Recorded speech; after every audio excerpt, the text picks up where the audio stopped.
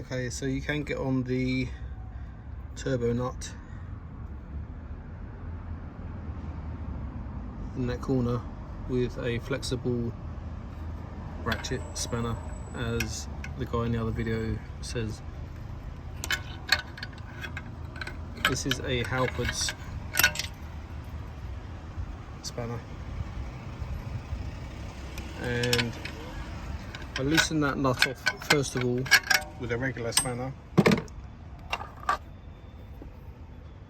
So I used a normal like spanner, the ring end, put it on there to loosen it off, because they're very tight at the beginning, so you need a kind of regular spanner, and I had another spanner on the end of it in order to get it started. So you can see there I'm on it. So you could probably do the whole thing without a flexi spanner, but that's going to make it just a little bit like quicker. And to get that on there,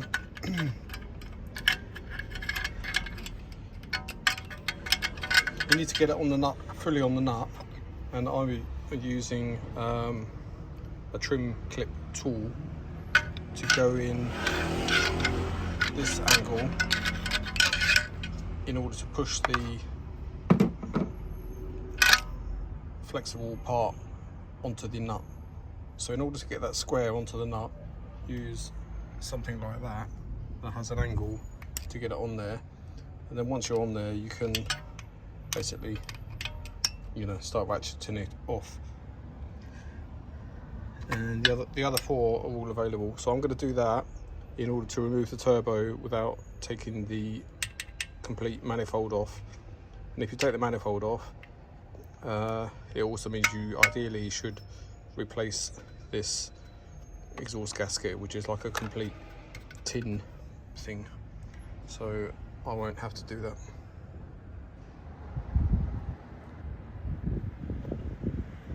This is doing up the nut on that top corner.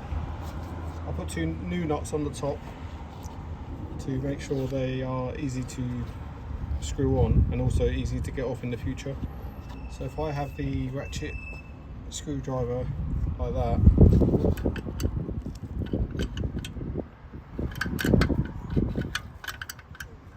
then I'm able to get that amount of movement each time. Okay, it's quite a lot of degrees. It's like so 45, 50, it's probably like 55 degrees, so it's quite steep, the angle that it needs to be on, but it does work. And then I'll do that one, which is easy to get to, and the two underneath, which are easy to get to.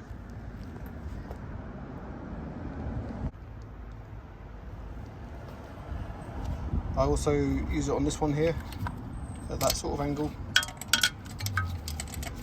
This one here, you can get your fingers on it to insert it, then you can do that up. So when it's, I've done it up now, but when it's loose you can swing down there, so you can get quite a decent turn on it. And then that one, in the end, actually, kind of had it more at that angle, so I was going like that. And the other thing that can help you get it on there,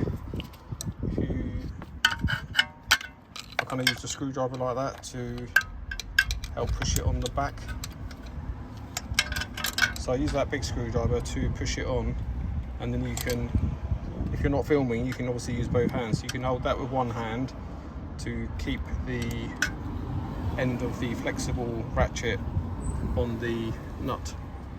And like I said before, make sure you use a new nut on that top one. They're quite expensive, so I did not buy 4, I bought 2. I just replaced the top 2 with new nuts, but that's the most important one.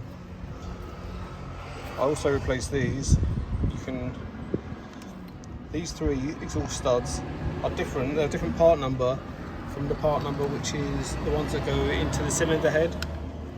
I assume because this gets much hotter, So this is probably a different grade, probably a higher grade of steel with some kind of treatment on it.